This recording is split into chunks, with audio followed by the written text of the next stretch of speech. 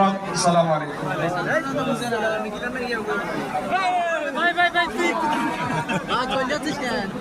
সংগ্রামী ভাই এবং বন্ধুগণ, আজকের এই জাতীয় সমাবেশে এখন আমাদের সামনে বক্তব্য রাখবেন বাংলাদেশ জামাত ইসলামী কেন্দ্রীয় মজলিসের অন্যতম সদস্য, বাংলাদেশ শ্রমিক কল্যাণ ফেডারেশনের সংগ্রামী সেক্রেটারি জেনারেল, বিশিষ্ট শ্রমিক নেতা অ্যাডভোকেট আতিকুর রহমান।